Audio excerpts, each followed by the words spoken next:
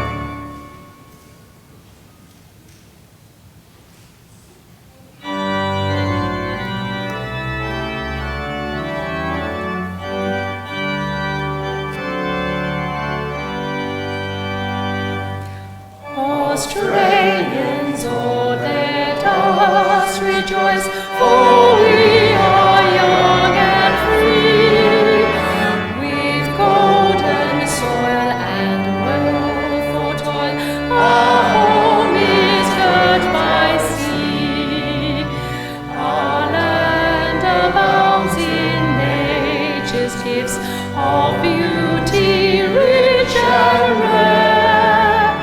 In history's page, let every stage advance Australia fair.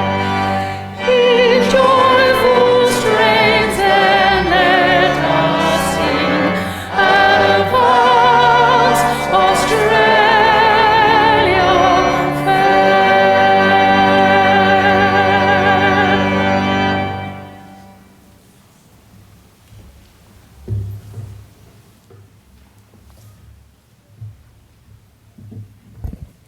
Please be seated.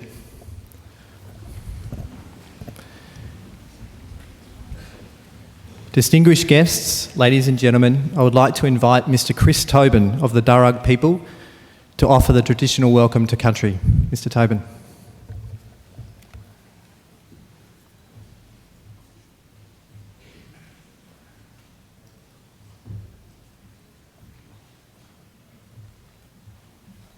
Thank you. Warame Nalawa. Hello, and welcome to the lands of the Wallamedigal. I belong to one of the local Aboriginal families of the Darug people, the traditional custodians over this part of the country. I wish to thank the University for their acknowledgement of us and for the invitation to welcome you here today. That acknowledgement is important for our people and much appreciated, particularly by our elders. Education is highly valued in Aboriginal culture as well. Our elders are traditionally accorded great respect for their accumulated wisdom and experience. My family, in fact, descend from Yarramundi, a respected elder and cleverman of the Burrabrongal clan during the early years of colonisation. He saw that our survival in this new world could best be secured if we could learn more about it. As such, he enrolled his daughter, Maria, into the Native Institution, a school set up in 1815 by Governor Macquarie himself, offering formal education to Aboriginal children. Maria studied there for several years and used her newly acquired skills to lobby and ultimately secure some land for herself and her family out along the Richmond Road. Other Aboriginal families soon joined them and it became known as the Blackstown, where the present-day city of Blacktown gets its name from. We are very proud of her, as I'm sure your families are of you here today. And with good reason. For your progress progresses us all. Your advancement is our advancement. Now that was probably more readily understood in traditional times when clan groups were smaller and abided by strict sharing laws. It meant that the food that you caught and brought back was shared throughout the rest of the camp. Your efforts and good fortune literally nourished the rest of the community and you were in turn looked after by them. Yes, we can do it quite well when we do it right. Our Aboriginal ancestors certainly lived well in many respects. And I use occasions like this to offer them to yourselves as an example or a model on how good to expect our lives today. You see, when Captain Cook arrived here a little over 200 years ago, he described the people he encountered at Botany Bay as one of the happiest people he had met in the world. They had nothing, he wrote, but the tools that they carried. They were naked, they made shelters out of the bark of trees without cutting them down, and harvested food from the land without tilling the earth. In traditional times, everyone was accorded rights to the country or clan area where he or she was born into. So there was no homelessness and no rich and poor either. Everyone had pretty much the same amount of gear, what you can carry. There were no armies or jails or even police. We have no history of slavery or empire building. People cooperated with each other to collect the resources that were needed and then they were distributed out according to strict Aboriginal law. Our lands were maintained in their natural state, rivers were clean and unpolluted with people drinking out of them here as they have done for the past 20,000 years. So remember, this is not an ideal, this is normal life for a very, very long time. So I would say we should expect no less for ourselves and our children than what our ancestors enjoyed. Expect great things, people, from your future. Life is meant to be good and great. I would suggest there is still great magic in the world for us to use, and every day brings opportunities to do something to shape a future that's worthy of our children again. We can all do our bit. I'll do mine now by winding up and letting you good people graduate. Just want to say congratulations to all of you and all the best in our collective futures. Thank you. Welcome to country.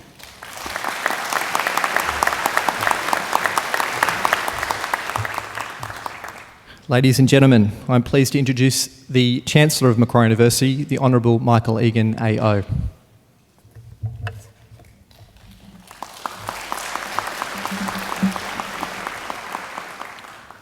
Thank you, Chris Tobin, for your welcome to country.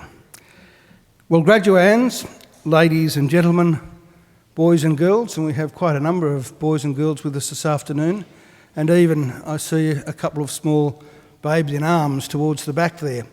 Now, one thing is certain, during a long ceremony, little children will make a noise or babies will start to cry.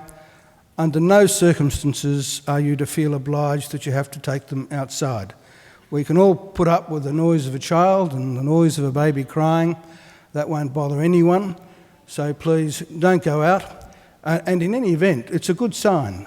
We've learnt by experience that if a baby cries throughout a graduation ceremony, they're back within 25 years to get their first PhD. So it's almost to be encouraged.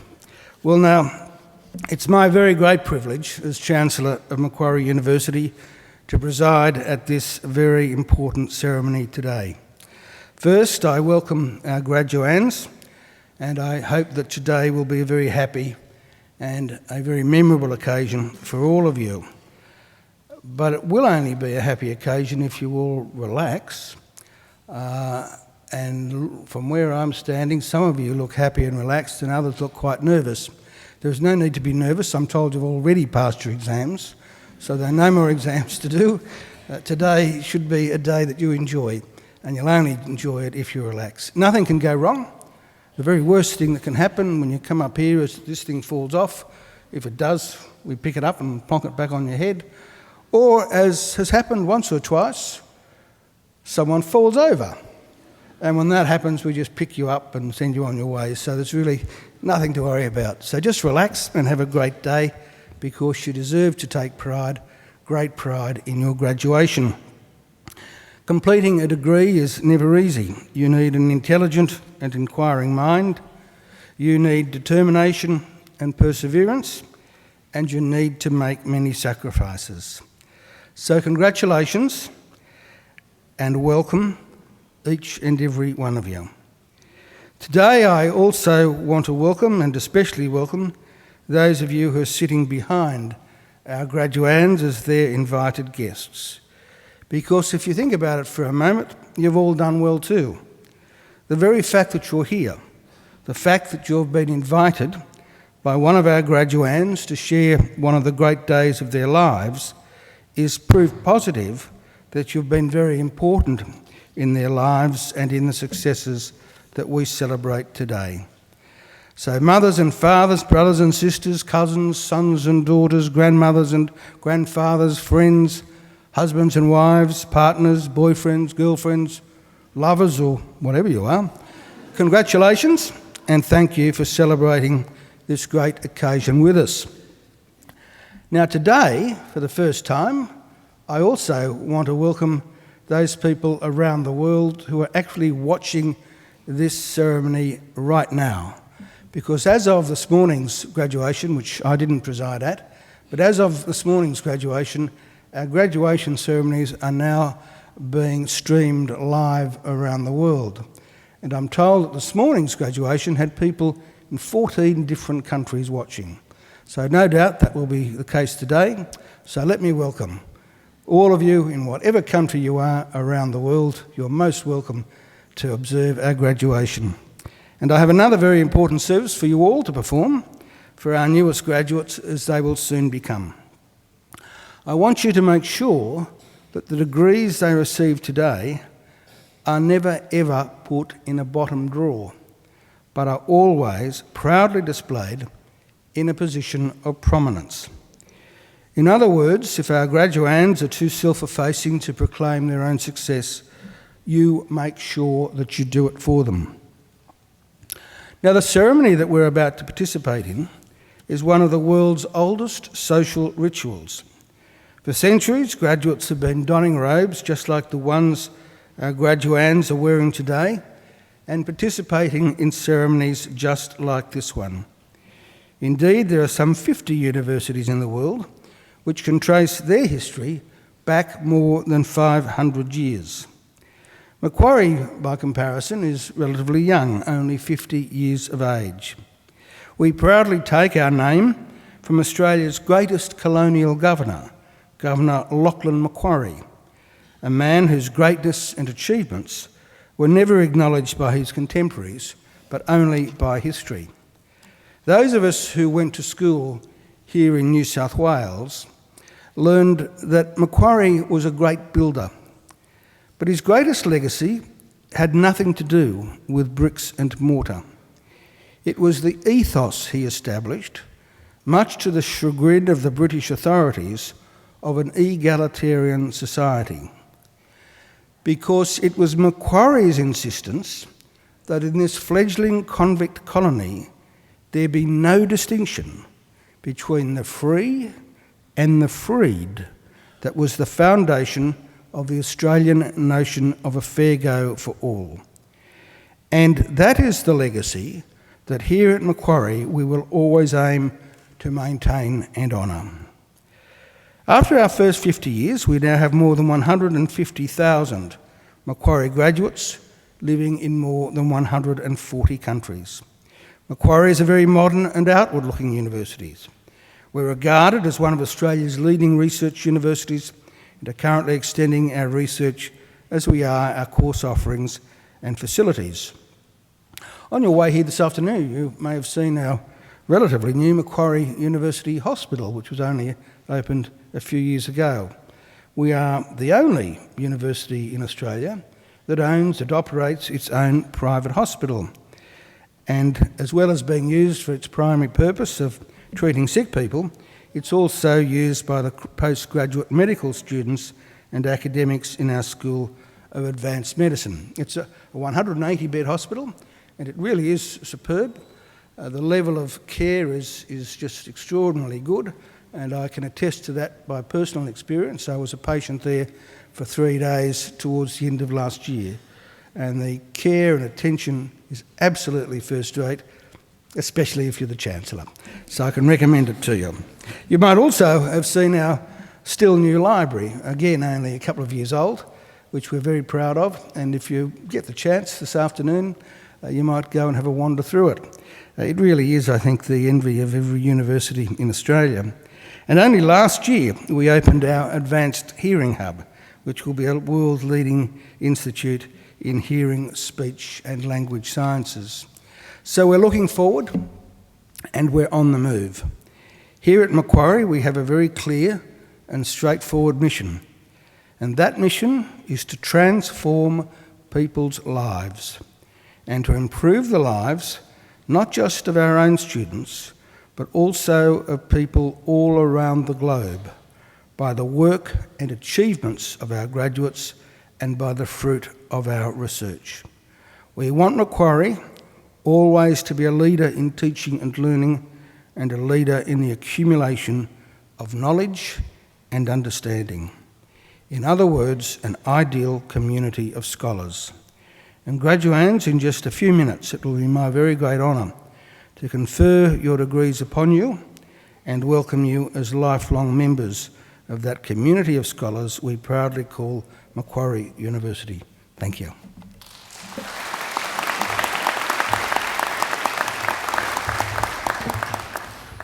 Chancellor, I call on Ms Narelle K. Gordon, who is graduating today with a Doctor of Philosophy, to speak on behalf of the graduating group. Ms Gordon.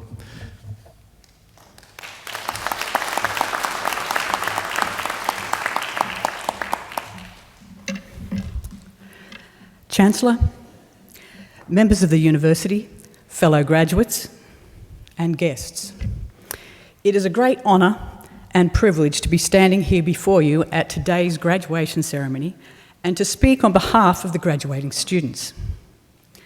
Firstly, I know that it is a proud moment for many parents, partners, family and friends, those closest who have provided support and encouragement to their loved one over the course of their study.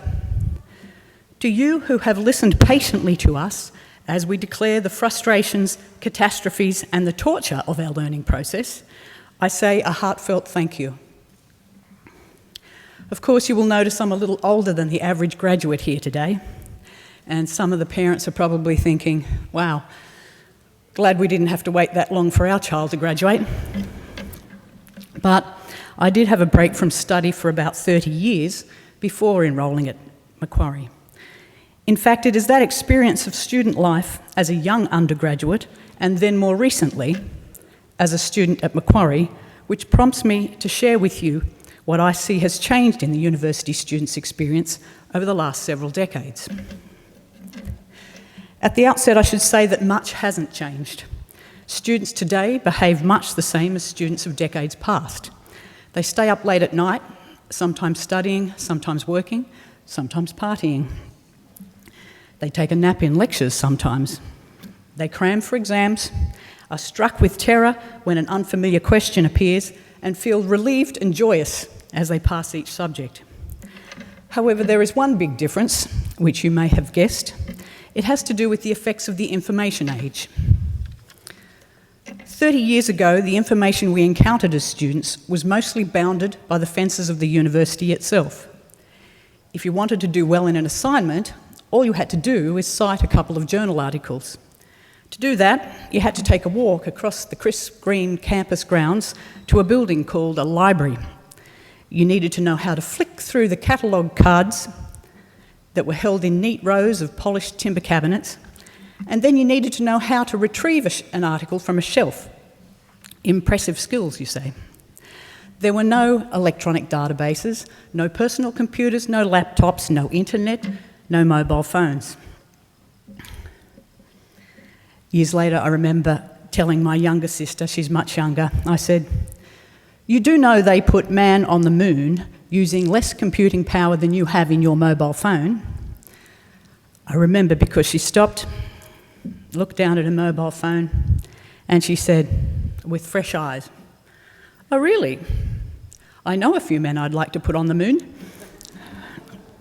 I digress. Today, the classrooms at university may look much the same as in the years past, and some lecturers are even wearing cardigans again. What is different is that the information that confronts the student now extends to the edges of the globe. Now there is no need to visit the library in person. Google and Wikipedia are our best friends. Hundreds of databases are delivered to us online. For each assignment, literally thousands of pieces of information compete to receive mention. The vastness of the information and the immediacy of access that we have to it makes today's student almost compelled to be constantly online, searching and filtering information, hoping to distinguish what is relevant from what is not. The consequences of this information challenge can be good and bad. I believe it creates an added level of pressure on students that was not present during my undergraduate studies many years ago. Some students, perhaps those less skilled at processing huge tracts of information, may become overwhelmed. With the pressure to pass each subject and with limited time and the vast amounts of information, some may suffer significant anxiety.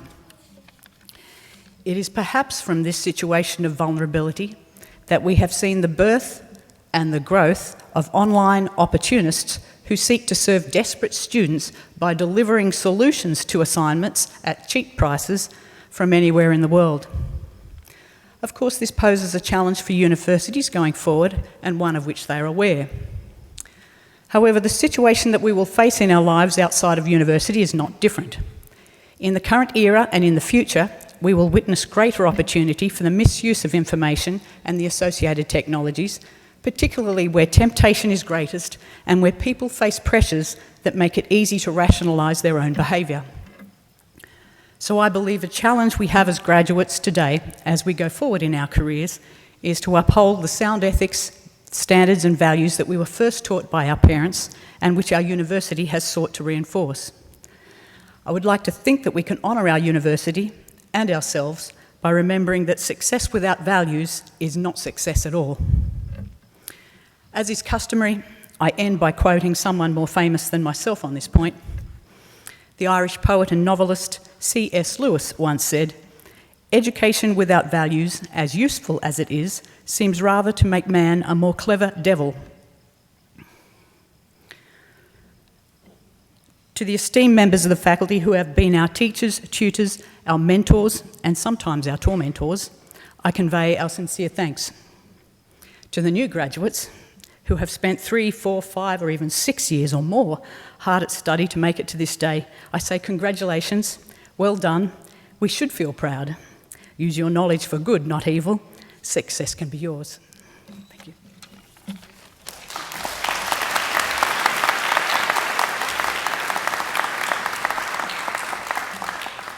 Well, thank you, Kay, for an excellent and very thoughtful address.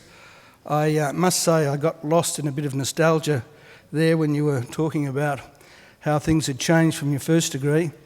I remember in the mid-60s being a student at Sydney University, and the then Fisher Library had just acquired its first photocopy machine. And we used to queue up, and we had to pay 10 cents, or 10 pence it might have been, 10 pence I think it was, per copy.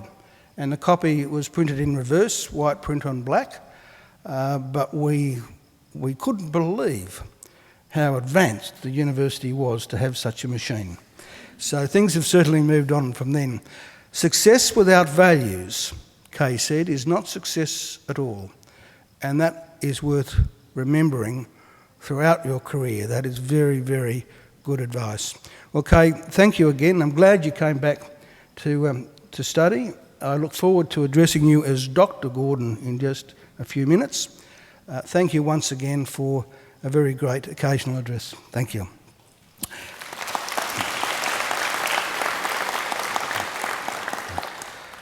Well, ladies and gentlemen and graduands, we now come to the key part of today's ceremony, which is the reason we're all here, and that is the conferring of degrees. Now, I said earlier that there's no need to be nervous about today, just sit back and relax, but I do admit that this is the part of the ceremony that makes me a little bit nervous, because I, some years ago, was informed by the Chief Justice of New South Wales that if I conferred a degree on someone who wasn't entitled to receive it, there was nothing I could do to take it back. So I have to make absolutely certain that everyone here today is eligible to graduate, and for that reason I need to call upon the acting registrar, Mr. Craig Oliver, to give me an ironclad assurance that none of you ever missed a class, none of you were ever late in submitting an assignment and are otherwise eligible today. Craig. Chancellor, I certify that all the candidates being present here today and those who are absent have satisfied the requirements of the Academic Senate for the degrees they are to be awarded. Would all candidates for admission to degrees please stand? That's you, believe it or not, yes. Well, graduands, in the name of Macquarie University and by my authority as Chancellor, I admit each of you present and those who are absent to the degrees for which you have qualified. Graduates, congratulations.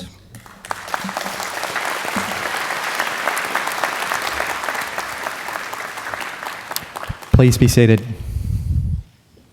Chancellor, the graduates at this ceremony are from the Faculty of Business and Economics. This is Macquarie University's largest faculty and one of the largest in Australia.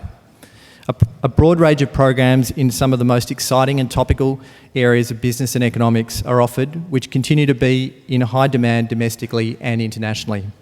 Graduates have recorded employment levels and starting salaries well above the average for all Australian business schools.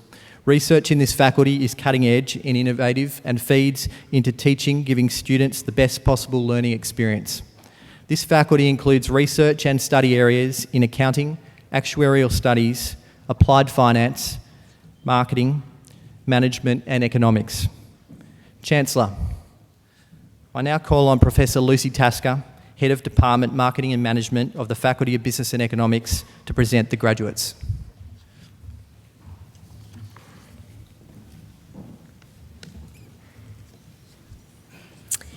Chancellor, I present to you the graduates from the Faculty of Business and Economics whom you have admitted to degrees.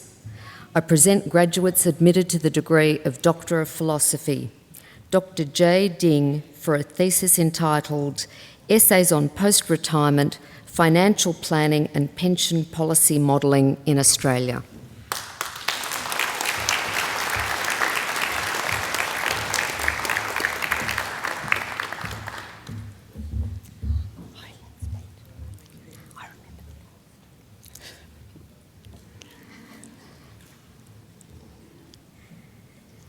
Dr. Narelle K. Gordon, for a thesis entitled How Does Trading Activity Influence Equity Prices? 3 essays using Australian data.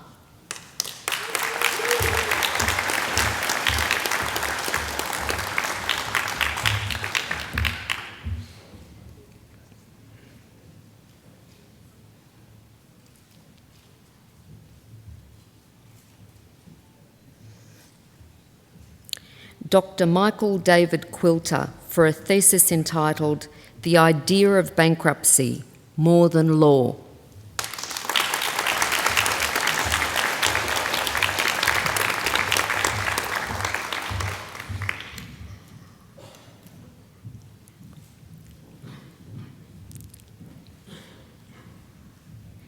Dr. Monica Wren, for a thesis entitled Internationalisation Motives and Risk Attitudes, a comparative study of Chinese mining SOEs and NSOEs.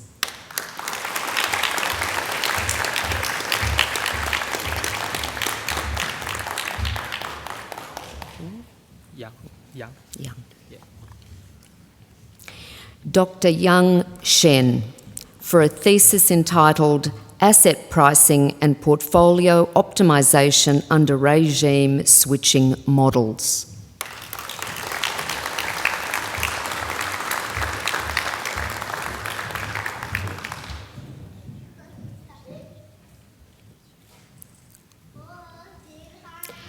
I present the graduate admitted to the degree of Master of Commerce, Ting Ting Gong.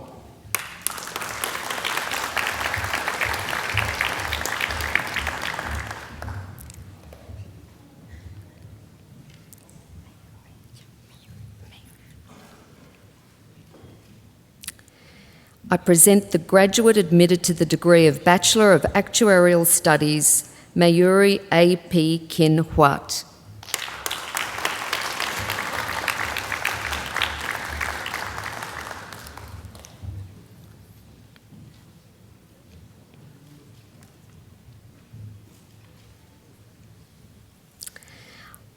I present graduates admitted to the degree of Bachelor of Applied Finance, Heng Tian B.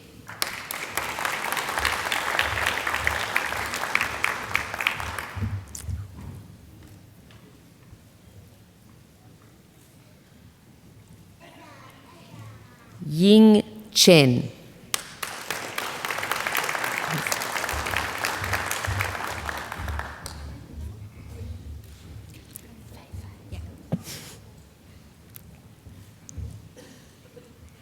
Fei Fei Jiao.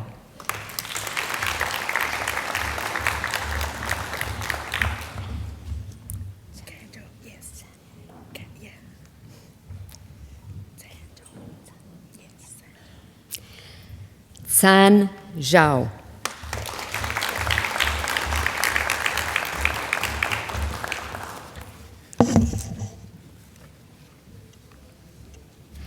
I present the graduate admitted to the degree of Bachelor of Business Administration, Yu Jin Kim.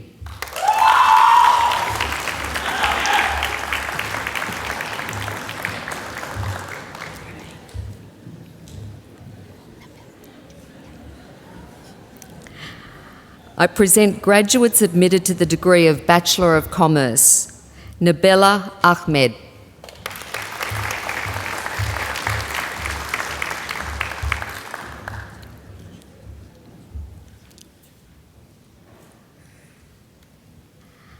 Omid Ali.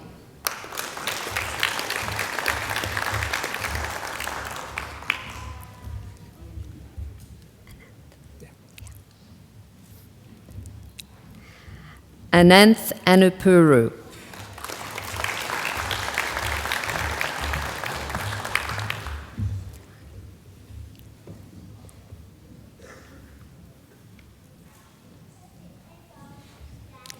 Grace Asaf.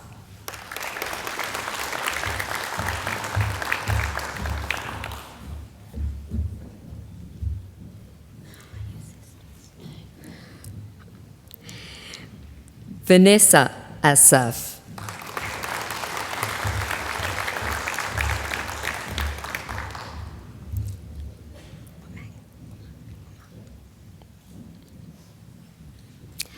Umang Bhatia.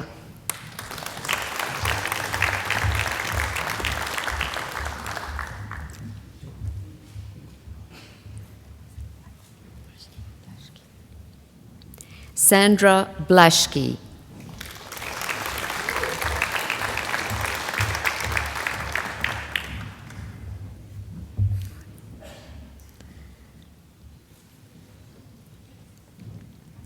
Thomas Edward Burns.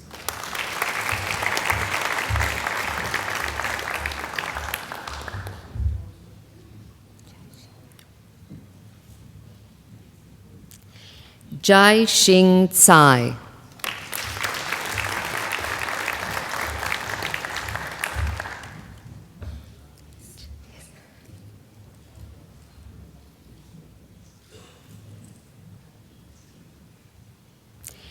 Chao Ling Chen.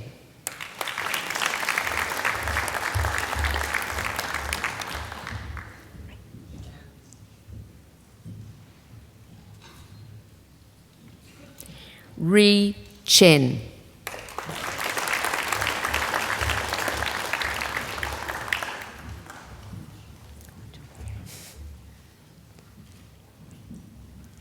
Jonathan Christopher Cowley.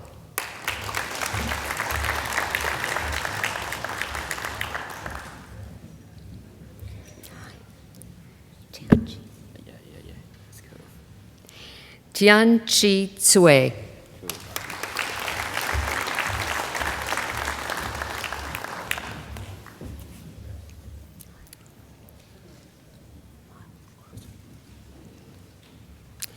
Miles Christopher Doyle.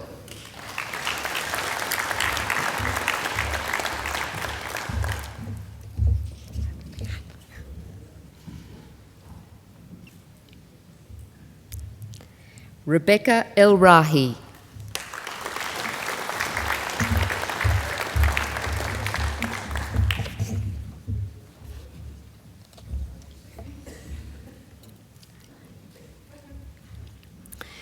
Priska Novita Fermancia.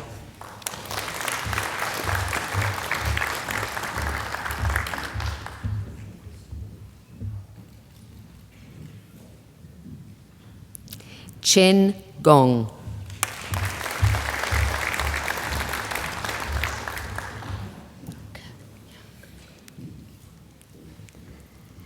Ke Gong.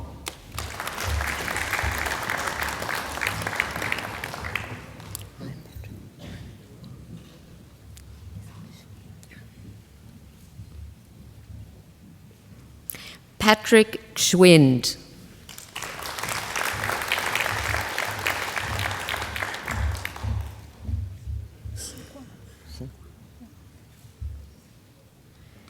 Xin Guan.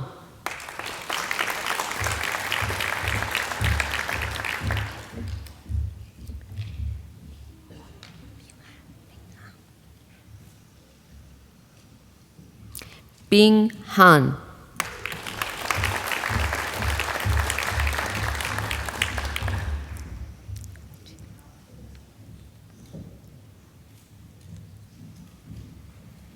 Hui Jun Han.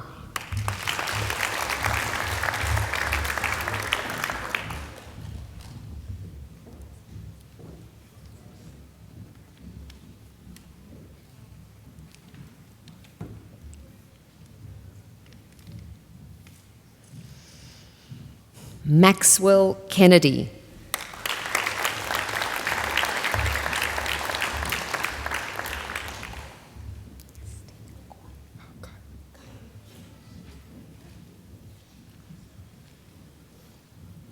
Stephen Kai.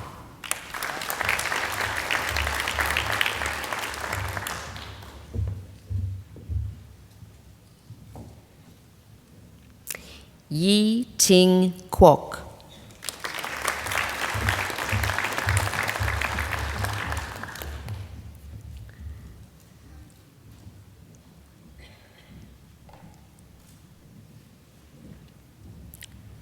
Adriana Laspina.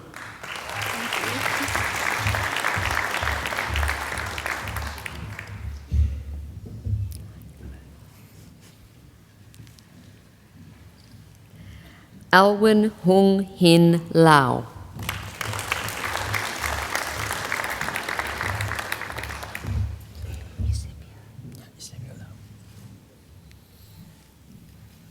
Eusebio Lau.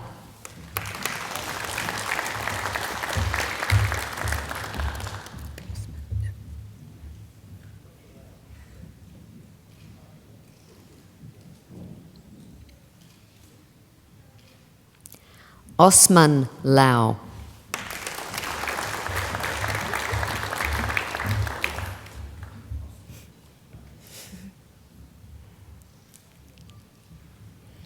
Wing Yan Vivian Leung.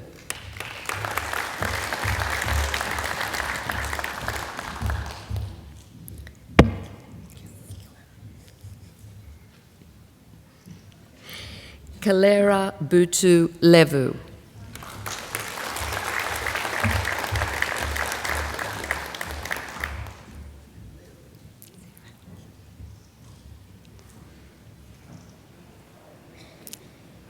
Sarah Lewis.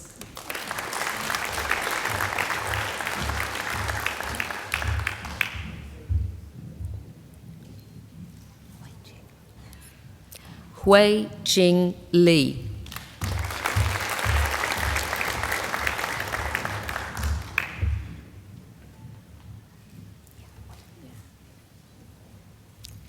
Ya Hui Lee.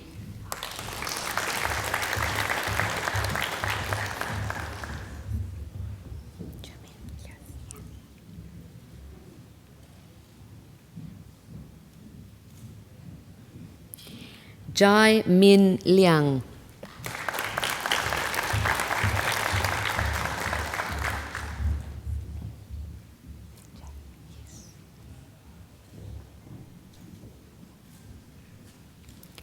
Jai Yu Lin.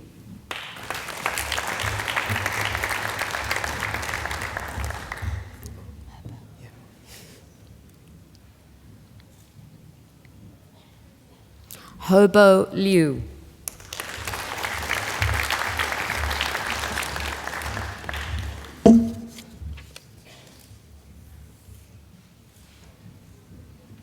Xuan Rui Liu.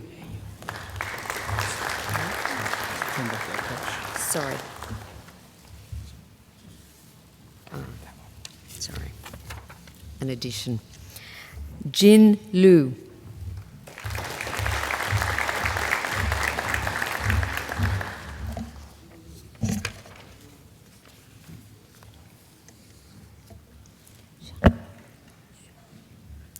Xuan Rui Liu.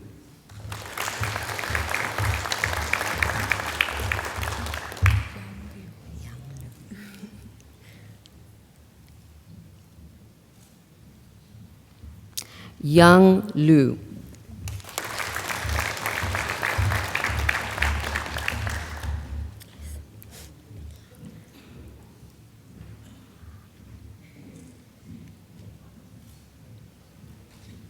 Ying Liu.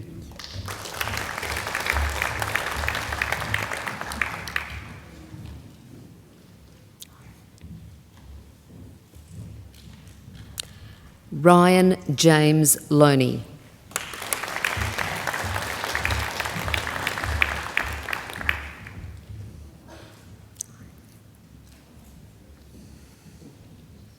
Jonathan Francis Montez.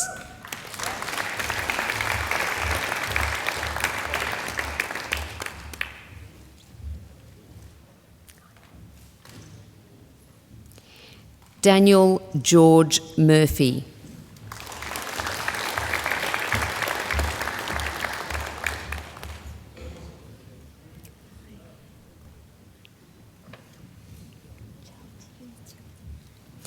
Chow Ti Hong Nguyen.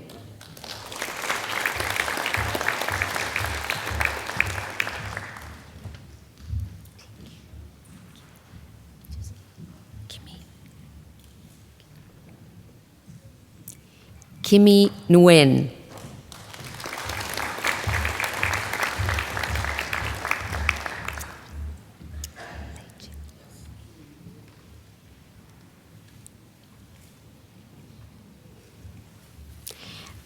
Lei Chin.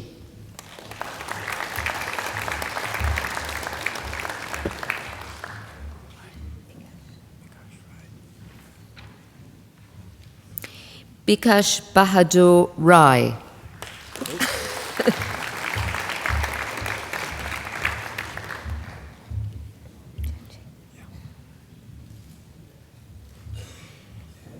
Jai Cheng Ran.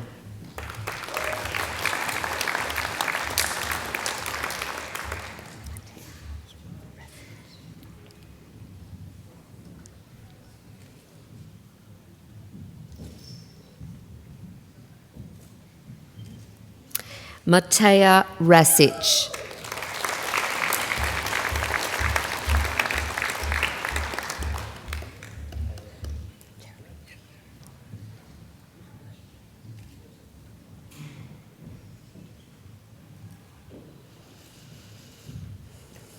Jeremy Joseph Rebello.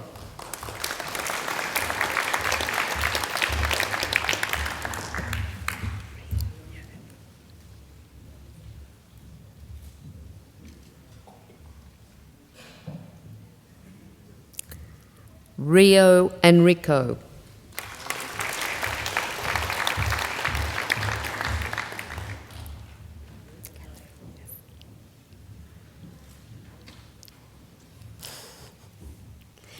Catherine Ann Robinson.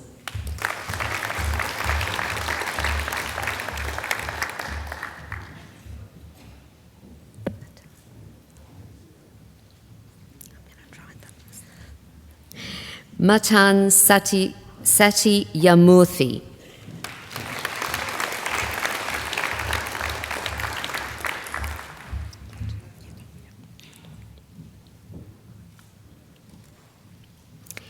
Yatong Shui.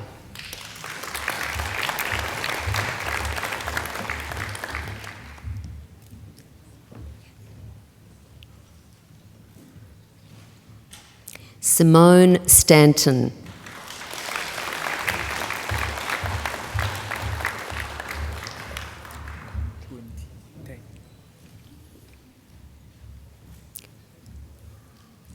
Boon T. Tay.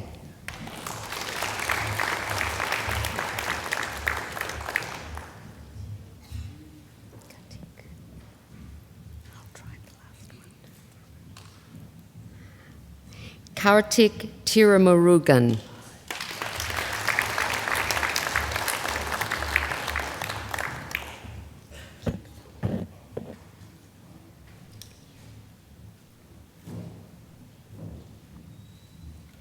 Kiek Thui Tran.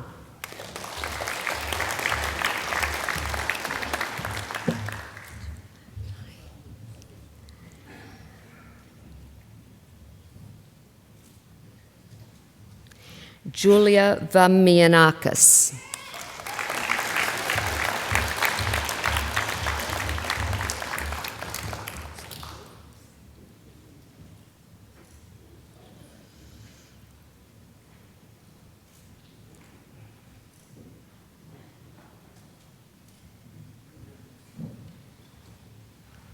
Scott Bradley Wallace.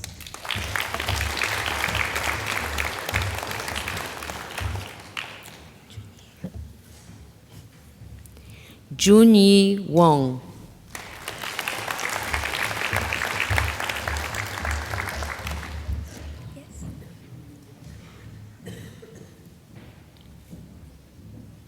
Sei-Yu Wong.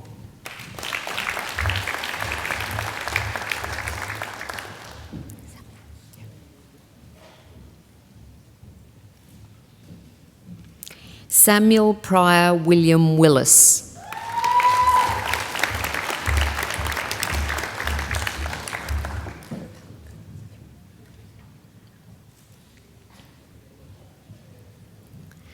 Park Wing Carol Wong.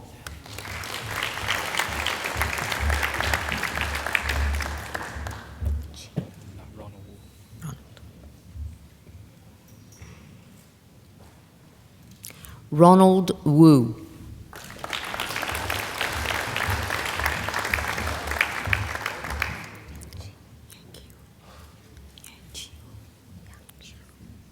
Yang Q Wu.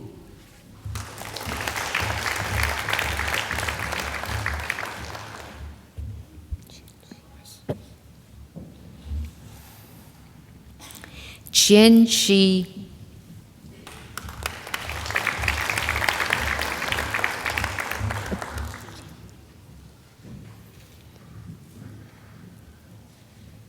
Chen Xing.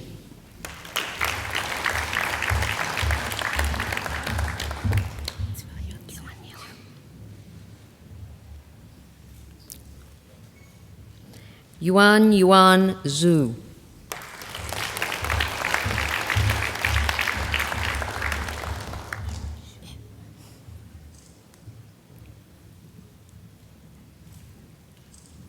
Yue Shu.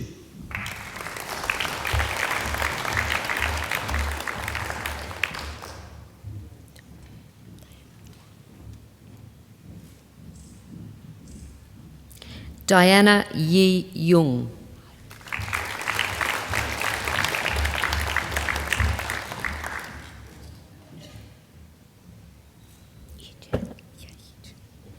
Yi Jun Yung.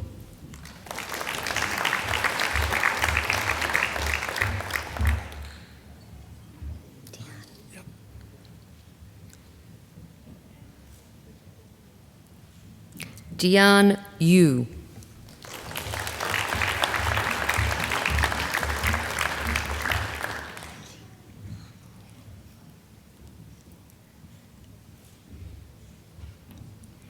Yao Chi Yu.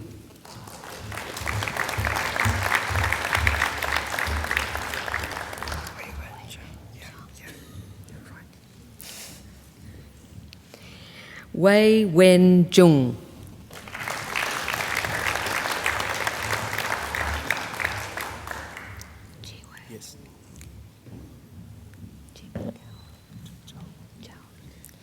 Gi Wei Zhao.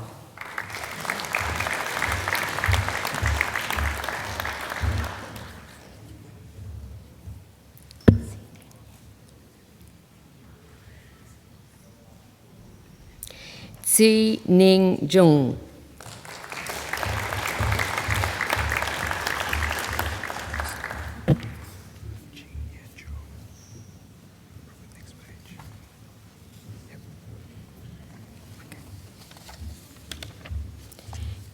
Jing Yan Zhou.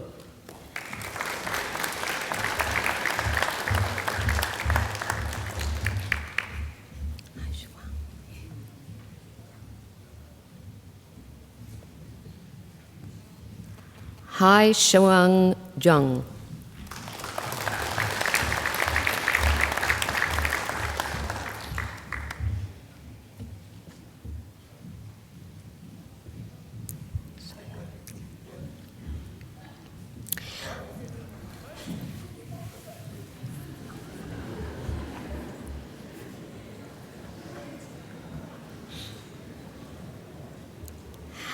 I present graduates admitted to the degree of Bachelor of Commerce Professional Accounting, Jennifer Soyeon Beck.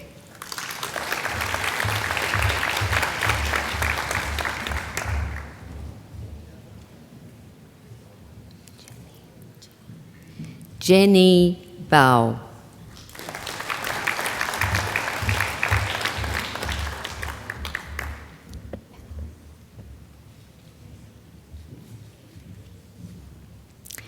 Panos Paul Bogonzian.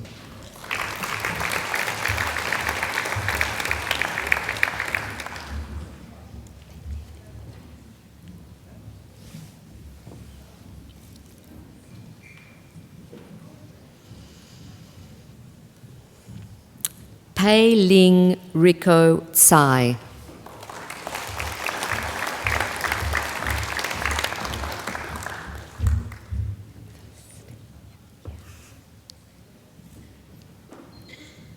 Felicity Carroll.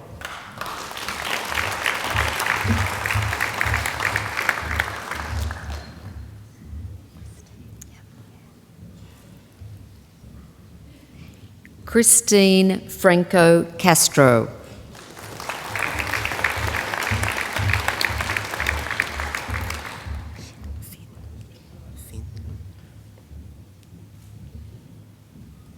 Sin Paul Chen.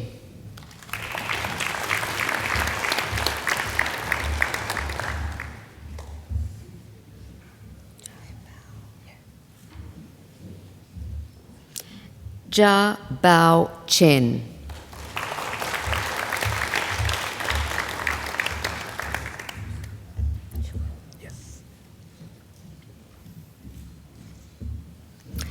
Xuan Lin Chen.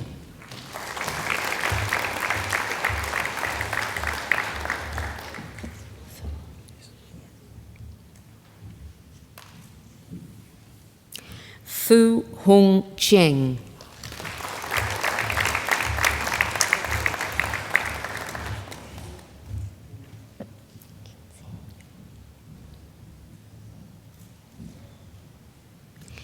King Tzi Chow.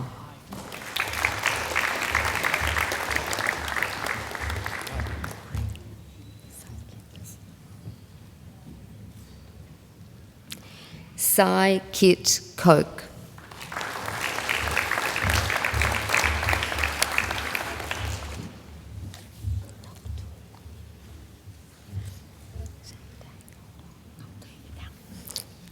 Nok Tui V Dung.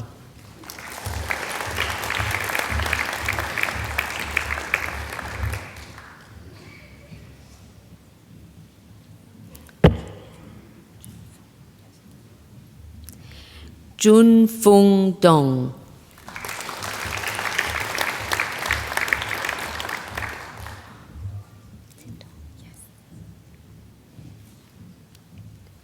Zitong Dong.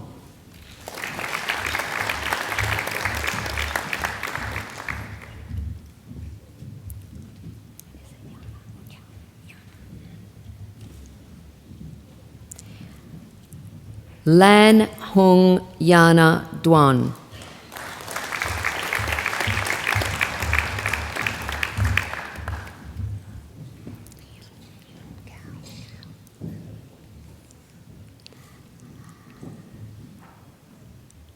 Yun Gao.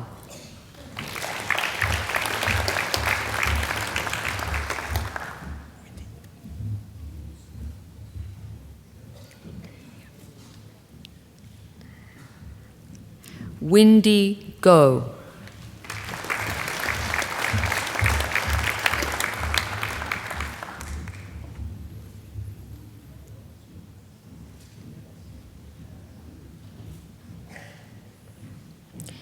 Gavin Gopher.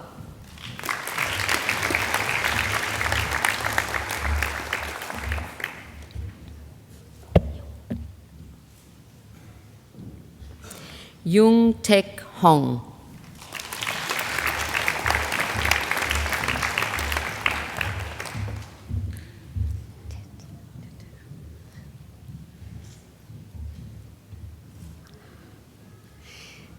Tet Tet Ong.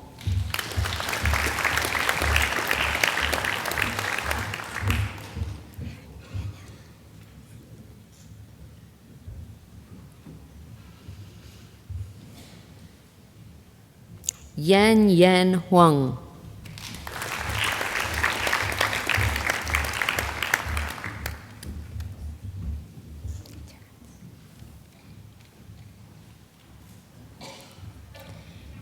Terence George Innes.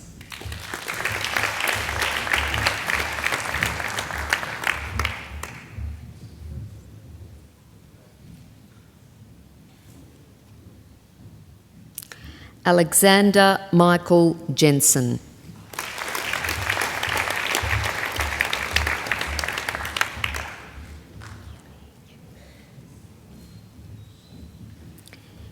Yun Hee Ji.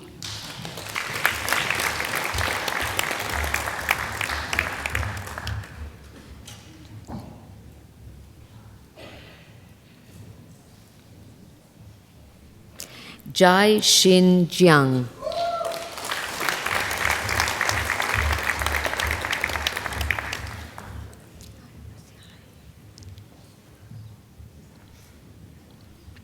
Rosiana Dewi Kandu.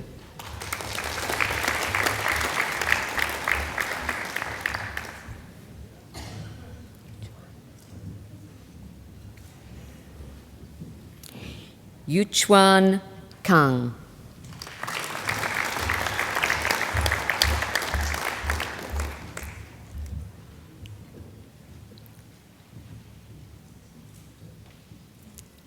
Yemen Kassam.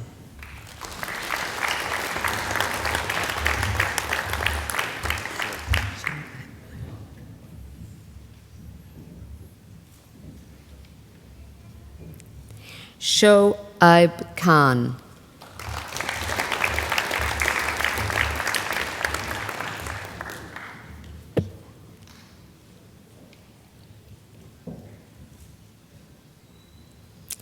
Ki Pao Lam.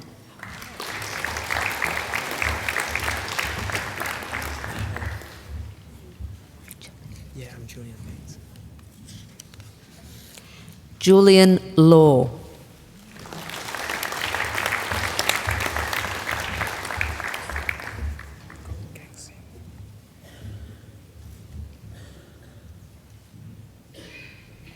Gang Sin Lee.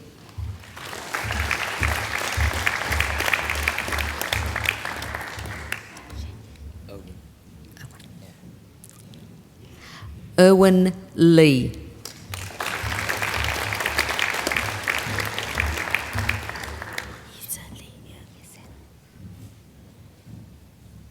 Yizen Lee.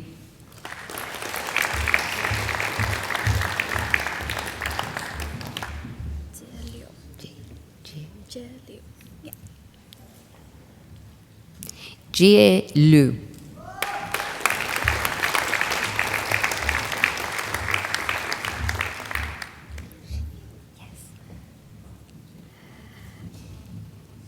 Xin Yi Liu.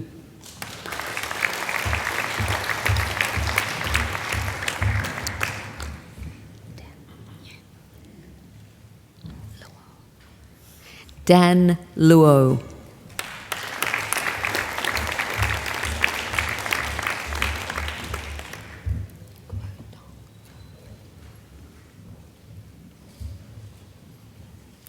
Guo Dong Ma.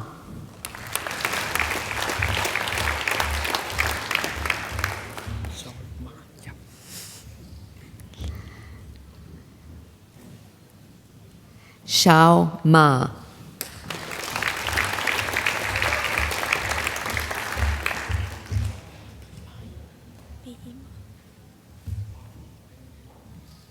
Bien Moi.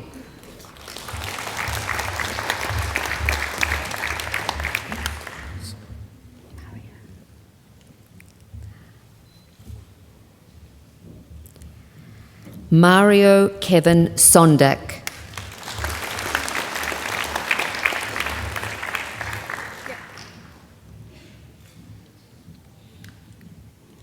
Mela Marina.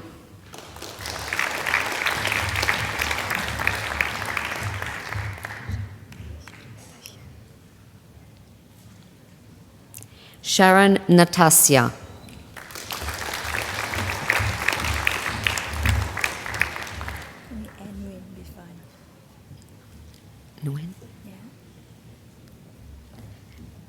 Nguyen Thi Gung An.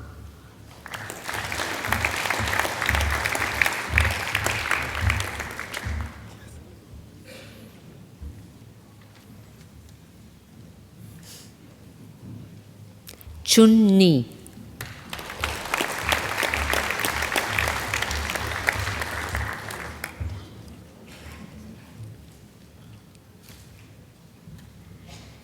Dan Dan New.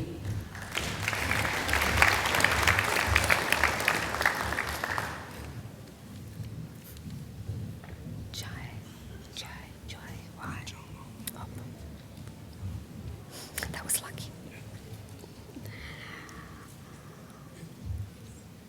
Boon Chong Ong.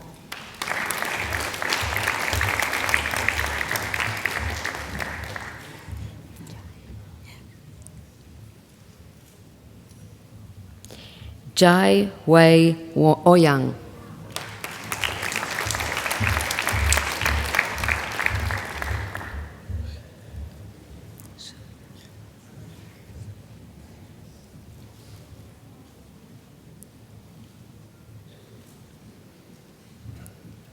Su Hyun Park. Just Nicholas Petrakis is fine. Thank you.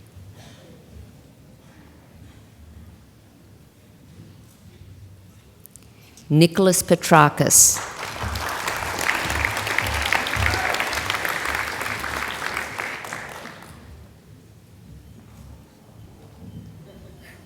Manel Pillai.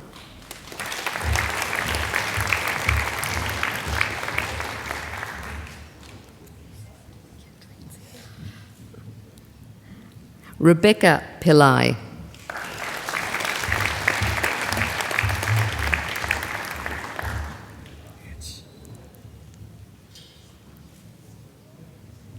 Yue Chi.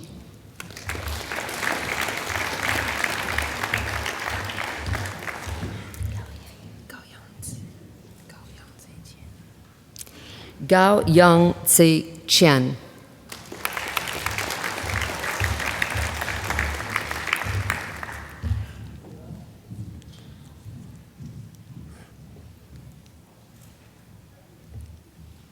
Laura Roemekzo.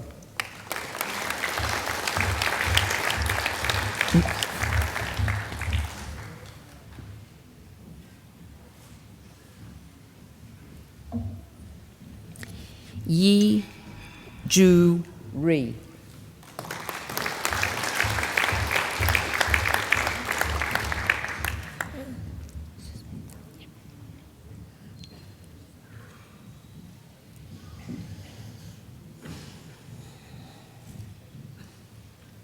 Susmita Saha.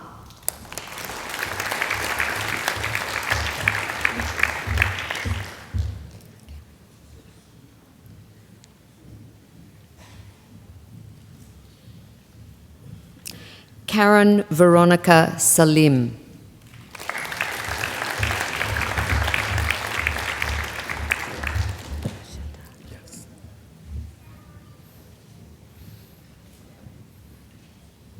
Rashatat Sangwanam.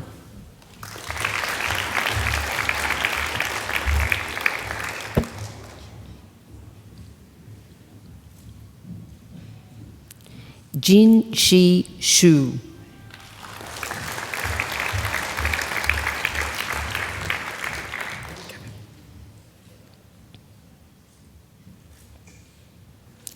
Kevin Suryawan.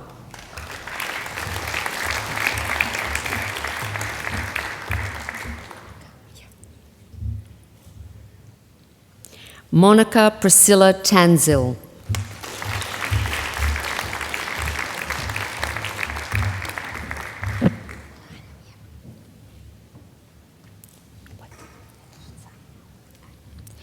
Manam Tariq, who's been awarded the Vice-Chancellor's Commendation for Academic Excellence.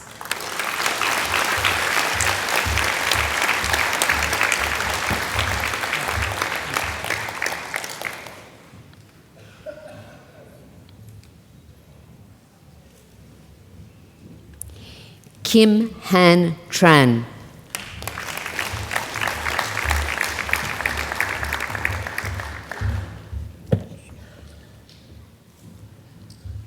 Jue Wong.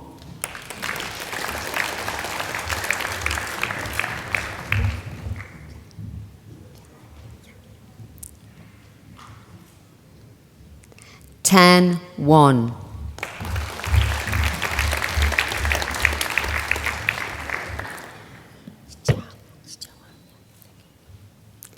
Yija Wong.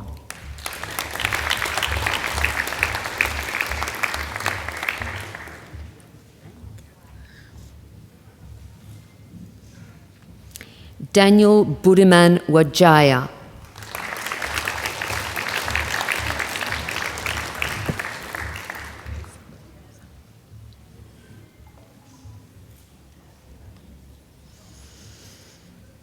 Simon Wong.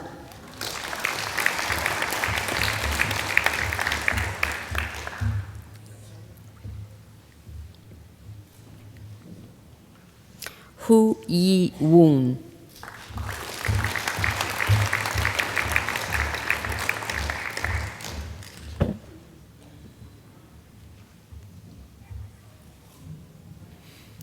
Ji Heng Wu.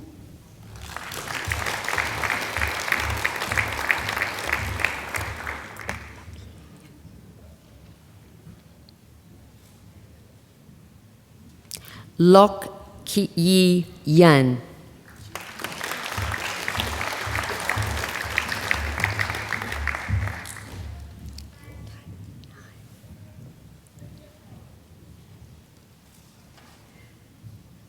Yan Jin Yi.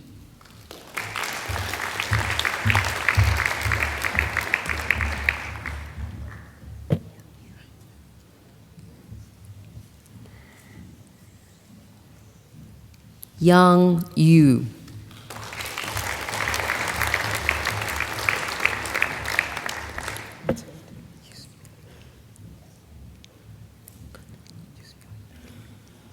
Lito Yusmili.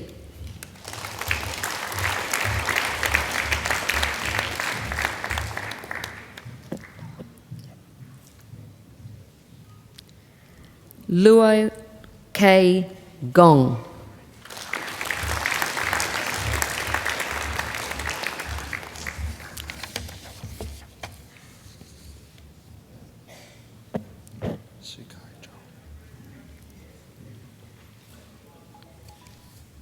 Shi Kai Jiao.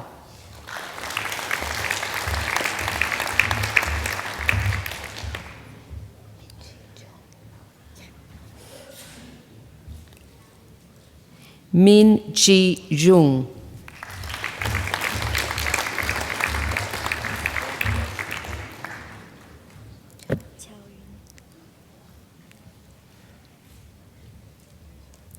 Chao Yun Jung.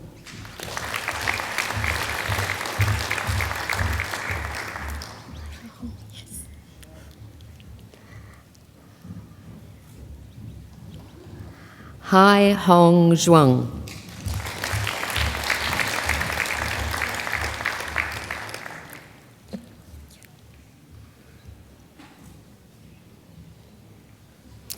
Jing Zhuang.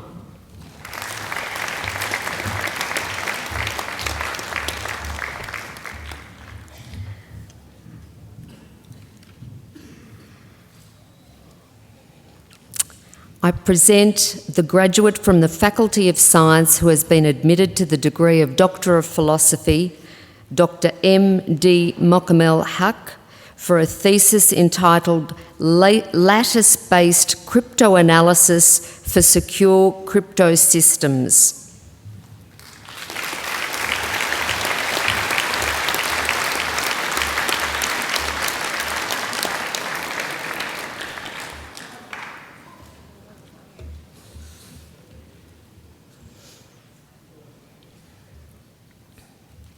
Chancellor, that completes this afternoon's presentation of the graduates from the Faculty of Business and Economics and the Faculty of Science.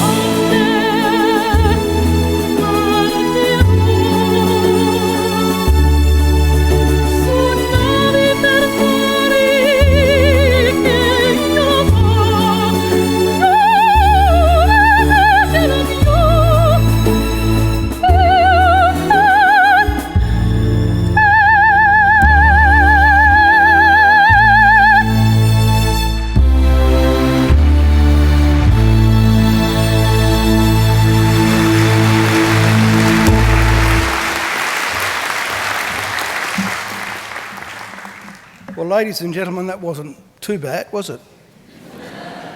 That beautiful voice belongs to Angela Brewer. And I've got to say that you were very lucky that Angela was singing at your graduation today, because on the occasions that Angela can't come, I do the singing. Would you like to hear Angela sing a little bit more? Okay, all you've got to do is enrol in another degree, and when you come back, Angela will be singing, I promise you. I think she deserves another great round of applause.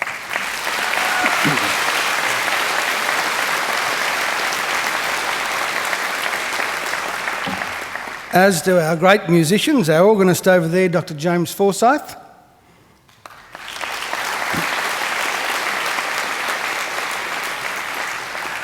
And joining him today on the trumpet, David Pye. Thank you, David. And around the room also, there's one over there, and I saw some over there down here earlier, some of our alumni volunteers who come along to make sure that your graduation ceremony goes smoothly, so I think they deserve your applause too.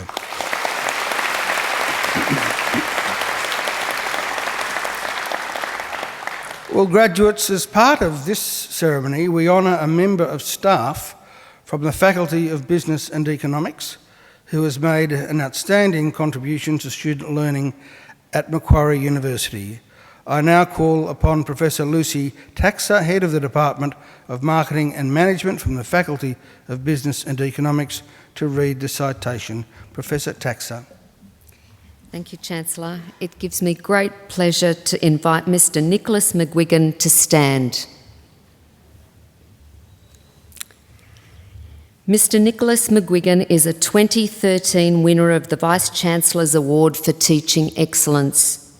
Mr. Nicholas McGuigan has won a Vice-Chancellor's Award for his design of the accounting curriculum, and in particular the Accounting Capstone Unit, which places a heightened emphasis on the development of reflective practice and ethical reasoning, for his teaching and for his contribution to the scholarship of learning and teaching.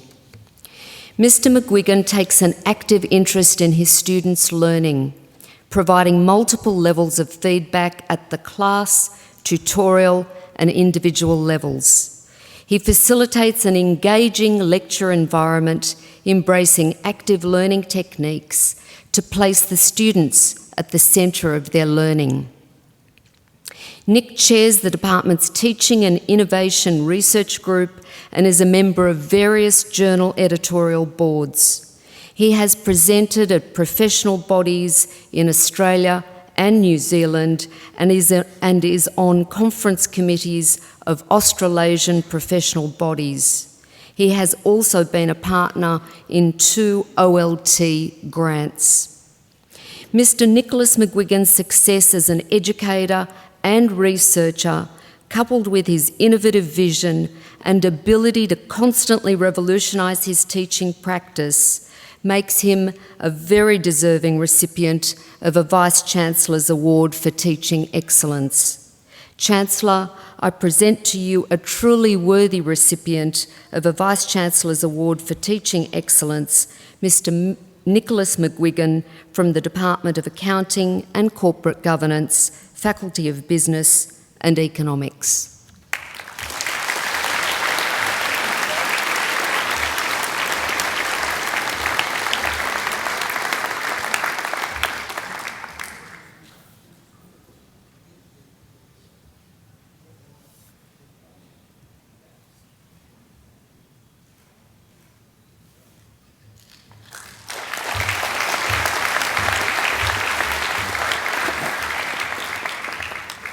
Well, graduates and ladies and gentlemen, it's now my pleasure to introduce our occasional speaker, Dr. Paul Schreier, who is the Chief Operating Officer of Macquarie University.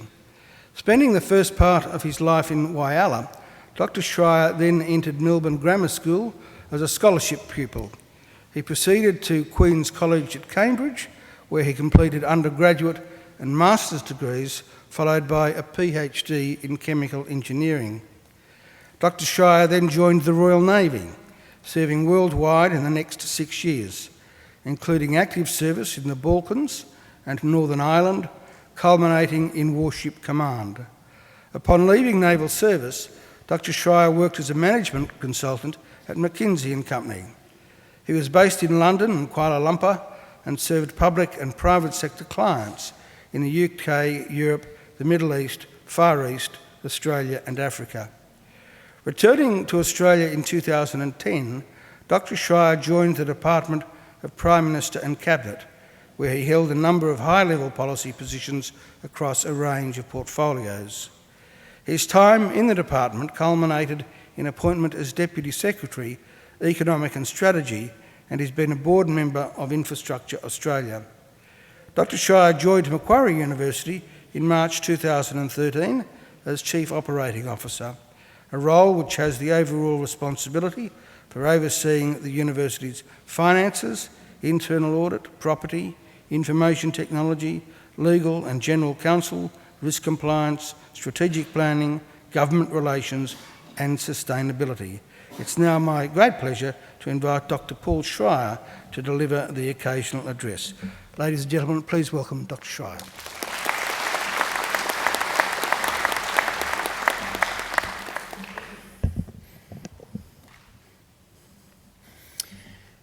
Chancellor, members of the university, graduates, distinguished guests. Earlier in my life, I was a Deputy Secretary of the Department of the Prime Minister and Cabinet in Canberra, where I was responsible, with many others, for thinking about the economic future for Australia in the context of our role in the global economy.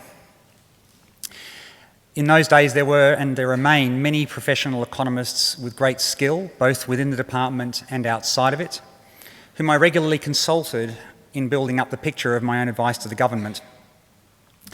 These were people who had trained in fields like many of the graduates here today, like many of you. Graduation's a wonderful achievement, and I want to begin by congratulating each of you on your exciting day. For many of you, this event marks the start of your career, and for others, a new step in your professional or personal development. You, your family, friends, and the people who have taught you have a lot to be proud of. It's now around 25 years ago that I was in your place, and it awakens in me the sense of freshness, optimism, and excitement for the future that I had then and that I retain today. I've got two messages. I'll talk a little bit about economics, which is a passion of mine, although I'd note that I was originally trained as an engineer and it took many years for my interest in economics to emerge. I also hope, though, that what I might say might be useful to the many of you who are not and may well not want to be economists at all. On that point, there are many frameworks for thinking about things beyond economics, but bear with me as I begin there, and I'll come back to that theme of other ways of thinking later. On my first message, if you were to take a look today at blogs, news services, television, radio, or at least as long as we still have them, newspapers, you might well think our political context disappointing and disenchanting. Perhaps you have a sense that we're in real trouble and that we face a future of uncertainty at best or gloom and doom at worst. There seems to be little in the content that gives us much reason for optimism. My first message is that there are in fact very strong grounds for hope and optimism, and that much of the evidence supports this. And that's true both for Australians and, more importantly, for members of the global community in the broad. Looking at Australia first, this country has now enjoyed well over 20 years of continuous economic growth. For a generation now, we have been able to provide jobs for almost all who can and want to participate in the labour market. In my view, beyond providing a safe place to live, there's almost nothing more important a country can do for its people than that. There's almost nothing more wasteful than unemployment or destructive for those who suffer it. And those who do suffer it most acutely are typically the most vulnerable, young people trying to enter the workforce, the less skilled, people with physical or other disadvantage, or older people who still need to or want to work. So the economic legacy in Australia of that growth and the employment of the workforce is a very considerable achievement indeed. Now, we shouldn't forget that we had a fair amount of luck along the way, but the country has also been soundly governed for a very long time in such a way that we almost take it for granted. In fact, we heard earlier about the contribution that Lachlan Macquarie, when he was Governor of New South Wales, made to the early foundation of Australia's governance and the ethos and style it brings to its public life. Sound government, though, demands robust debate and openness to new ideas. And we're all going to need to push hard to maintain a good quality of open public debate into the future. And I'll come back to that point about openness later. So what about further afield? Well, for all the daily diets of conflict in our international news coverage, the truth is that in general we're living in a golden age of opportunity in most parts of the world. Yes, we have a lot of issues we need to work through, but the human race at the moment is better placed, I would argue, than any who went before us to deal with those issues today. Hundreds of millions of people are moving out of poverty as we speak today, notably in China, which is the part of the world where this is in the news most frequently, but now also more broadly in every continent. The pace and scale of this shift of people to greater wealth and security is without precedent in human history. It is not without many challenges, not least for the environment, where we have a lot of work to do, but the scale of human achievement going on around us every day is breathtaking. Most encouraging of all, perhaps, large parts of Africa are showing real signs of consistent progress for the first time. The rapid adoption of new technologies, such as mobile phones, is helping to overcome the lack of physical and commercial infrastructure in Africa. Indeed, mobile phone financial transaction technology allows people in some parts of Africa to transact without cash in ways that we can't do here yet. Obviously, we're still working through as a globe the implications of the global financial crisis. And despite that, though, the long-term direction of growth still has an enormous way to run. Therefore, each of us has every opportunity to be hopeful about our own futures and those of our friends, our family, and our countries. My second message, then, is about how you might think about conducting yourself as graduates in this bright future. I've spent a moment dwelling on my thoughts, which has sitting underneath it a framework of economics. As I said earlier, it's just one framework. There are many others. In your time at Macquarie University, I hope that you not only were challenged to think hard about your own disciplines, but also about the other ways of thinking that this diverse world provides. I'm hoping you will have seen that being open to ideas and disciplines beyond the ones you've been trained in or are interested in is really important. So too is being open to the people you work with. You've done a lot of work over the past few years on building up your personal knowledge and skills, and a lot of that has been done by you individually. That's very important. But what also matters in almost every workplace I've seen is the ability of people to work effectively with others to do even better things together than can be done individually. This is a skill that often becomes more important over time. So, keep an open mind and be open with people. Stay in touch with your fellow students through alumni groups or other means. Read and explore ideas widely. Surround yourself with people different from yourself, especially if you face something difficult that you can't see a way through yourself. Seek the advice of other people, perhaps as mentors, be they your former teachers, your boss, or other people around you in your workplace who seem approachable and have sensible ideas. And as you do your job, keep an eye out for the next batch of new starters and help them. I think this will stand you in good stead for your own development, but, and this is almost more important, it's also likely to be a foundation for a more satisfying and healthy way of life. I know that many of you will be returning to other countries, some with very different short-term priorities from Australia. But long-term progress everywhere has common roots. One of the most important of these is an educated and well-informed community. You've been very well educated here, and I'm sure that you're as excited as I am about what you can do in the coming years with what you have learned. So once again, congratulations and good luck for the future.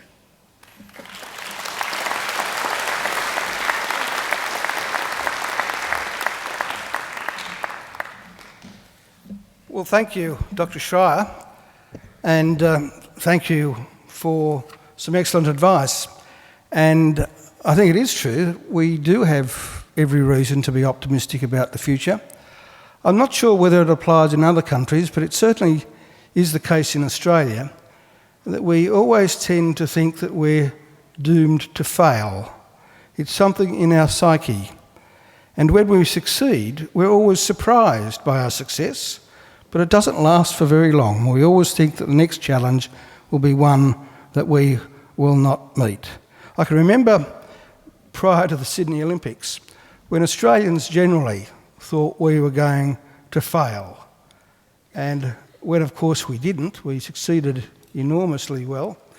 Everyone was momentarily surprised, but it didn't affect the overall pessimism that Australians always seem to have. There's an old poem, "We'll all be ruined," said Hanrahan. Whatever was around the corner was going to be our ruination.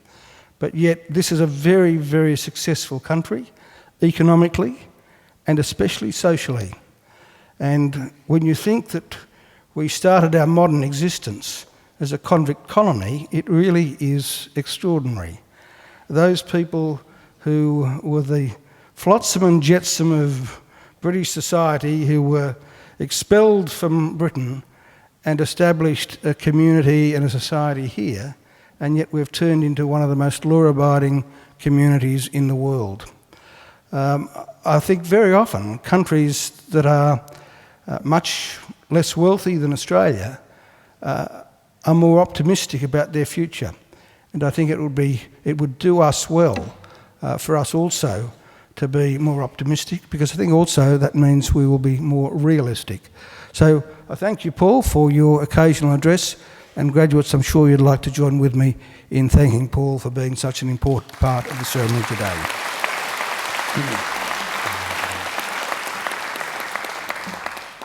Well, graduates, this ceremony marks the end of one stage in your relationship with Macquarie University, but it's certainly not the end of your association with us. From today on, for the rest of your lives, you are part of the bigger Macquarie family, which is our alumni, and part of the network of 150,000 Macquarie alumni spanning the globe. We'll keep in touch with you through our alumni program, which is focused on lifelong learning, lifelong support, and lifelong connections. Our commitment to you is to help you keep in touch and engaged with Macquarie throughout your life. And please do make sure that you come back to Macquarie, either to undertake more study, to attend alumni events, perhaps even use our aquatic and fitness facilities, or even, if you like, just come back with some friends to enjoy a picnic down by the lake.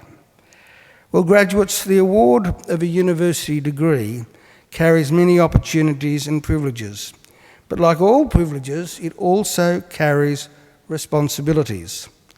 Believe it or not, you, each and every one of you, can change the world.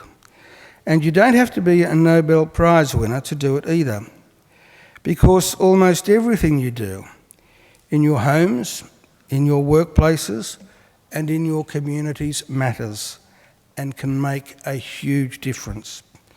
The consequences of every effort, every action, large or small, can reverberate throughout society, through the decades, indeed the centuries. Even something as simple as a kind word or a kind gesture can often be the spark that ignites a great life or a great career or a great achievement.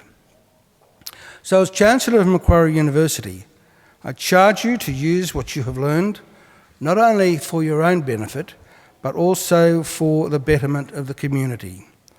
I charge you to use the skills and knowledge you have acquired with rigour and integrity, and to commit yourselves to a program of lifelong learning and inquiry.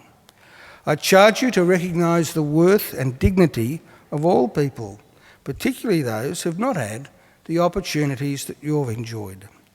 I charge you to set high goals and to continue the hard work that has brought you so far. I charge you wherever you go to go with all your heart. And in all you do, I charge you to uphold the good name of Macquarie University. Graduates, I also hope that you'll always remember the people who've helped you along the way, many of whom, of course, are here with you today. So to acknowledge their contribution and thank them for it, I'm now going to ask you to do a couple of things. Graduates, would you now please stand? Now I'd like you to put your degrees on the seats behind you so that your hands are free. And now I'd invite you to turn to face your families and your friends. And now I invite you to give them a mighty round of applause.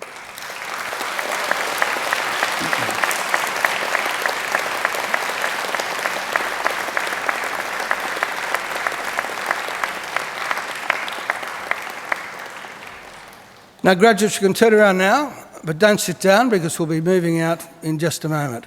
But I would advise you to pick your degrees up, but we don't want anyone leaving them behind. And of course, there are representatives of our academic community here on the stage, and I'm sure you'd like to thank them for the contribution they've made during your time at Macquarie too.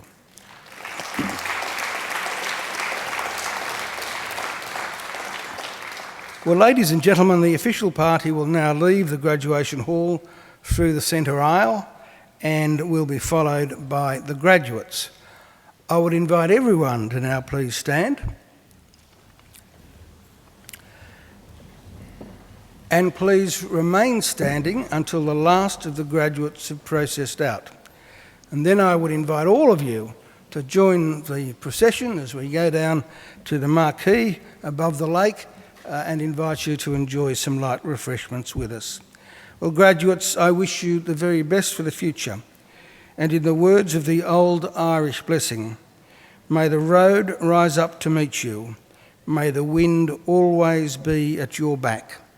May the sun shine warm upon your face and rains fall soft upon your fields. And until we meet again, may God hold you in the palm of his hand. Graduates, good luck.